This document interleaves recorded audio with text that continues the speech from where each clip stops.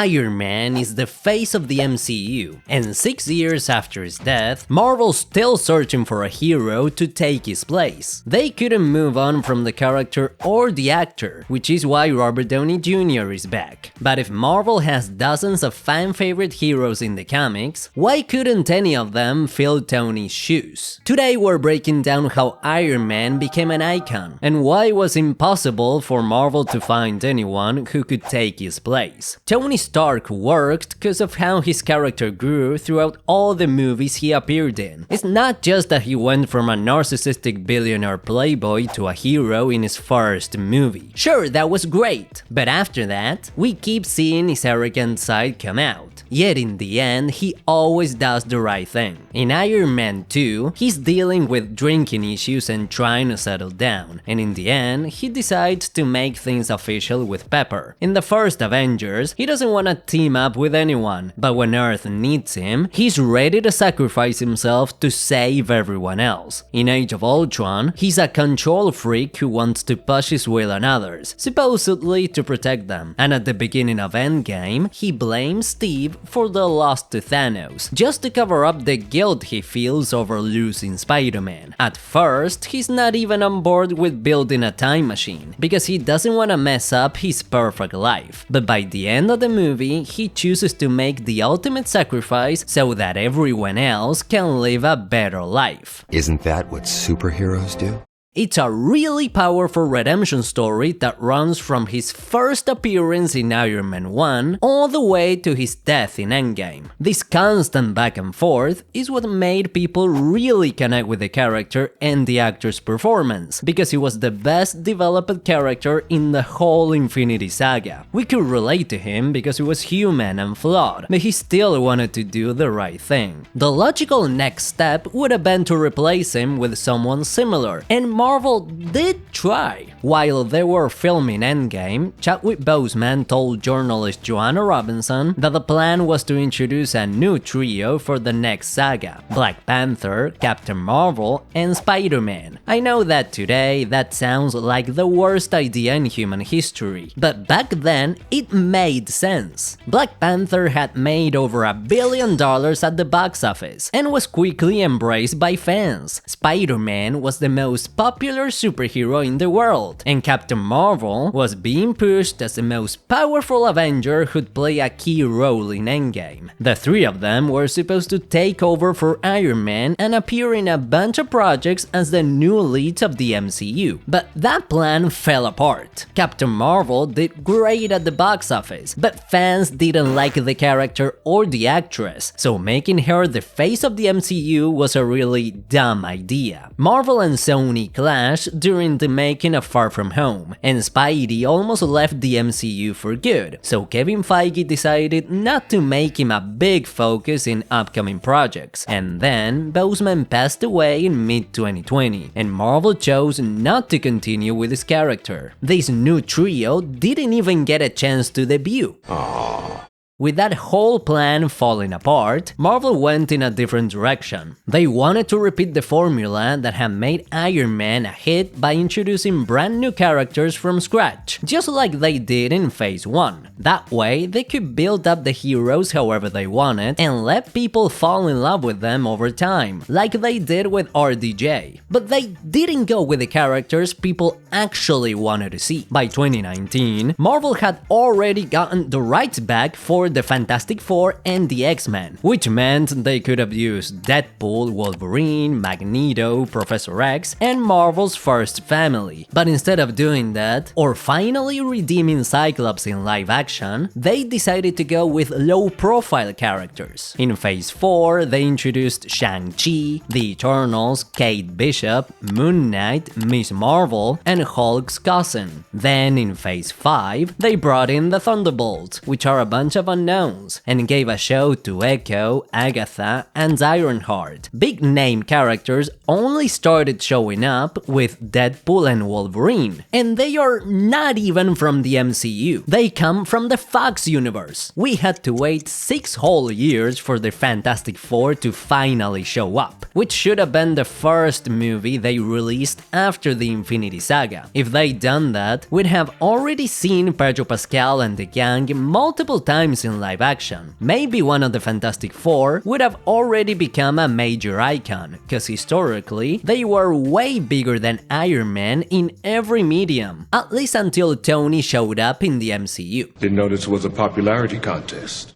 Plus, they didn't even hire big-name actors like they did with RDJ. Just like with Peacemaker, Iron Man's story was one of redemption on two levels, both for the character and the actor. In 1996 and 2001, Robert Downey Jr. was arrested for drugs and gun possession, so nobody trusted him, except director Jon Favreau. It was tough to get the green light for Iron Man 1, because no insurance company wanted to go anywhere near Robert. They thought he could relapse at any moment and tank the whole thing. Luckily for Marvel, that didn't happen, and RDJ became an icon right alongside Iron Man. The fame he got from the MCU eventually helped him win an Oscar for his role in Oppenheimer. But Marvel never got another story like this one. It's not just that they didn't have another emotional redemption arc to make people tear up. They also didn't bring in any major actors. The bigger names were stuck in side roles or played villains we only saw once, like Christian Bale playing Gore. They cast a completely unknown girl as Miss Marvel. Tenoch Huerta wasn't big in Hollywood when he played Namor. Simu Liu was a stock photo actor before playing Shang-Chi. And the biggest name in the Eternals was Angelina Jolie, who's nowhere near Robert Downey Jr. The whole new characters plan flopped, but Marvel didn't give up. They moved on to the third option, using the original Avengers who were still loved by fans. Only 3 of them were still active, and one didn't have any powers and was mostly seen as a side character, so he didn't count. Please don't say that.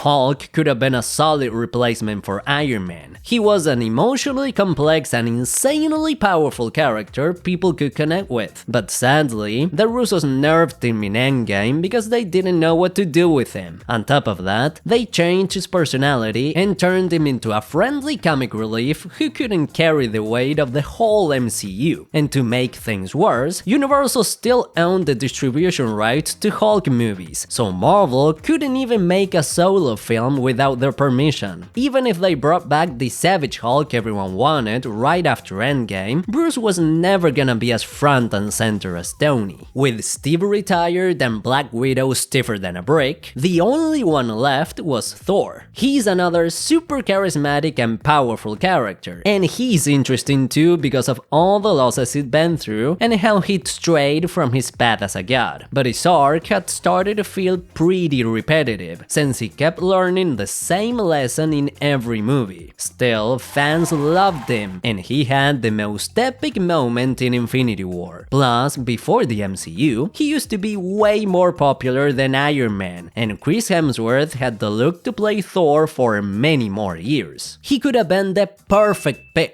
if they hadn't messed him up in Love and Thunder. While trying to give more creative freedom to directors and break away from the usual Marvel formula, the studio let Taika Waititi do whatever he wanted with Thor's 4th movie. That ended with the God of Thunder becoming a walking joke in a comedy that was more cringe than funny. With his rep totally trashed, Thor wasn't in any shape to carry the MCU, so the best move was to just put him on ice until Doomsday, where hopefully he'll get another epic entrance like in Infinity War. I hope so.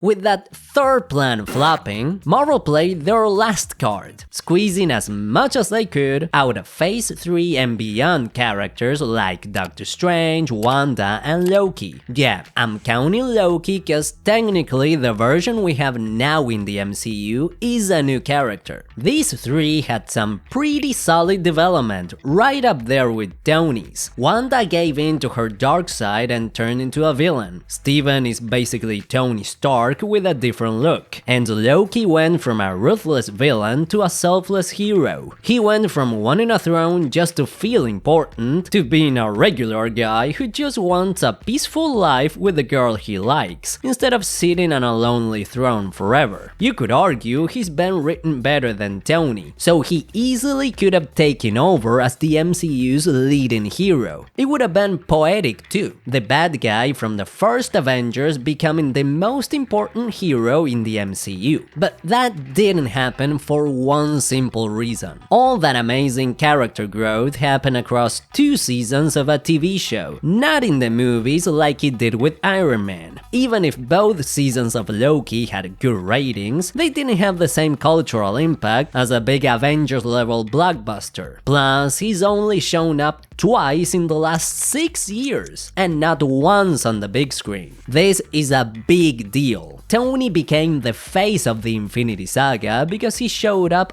all the time. For some people, maybe a bit too much. He was everywhere. He kicked off the MCU with the first movie, showed up in the post-credits of the second film, starred in the third, and played a huge part in the fifth. He was the first MCU character to get his own trilogy, had major screen time in all the crossovers, and popped up in other people's movies too, like Homecoming and Civil War. Out of 23 movies, Iron Man was in 11, almost half. No one had more appearances than him. I'm the best.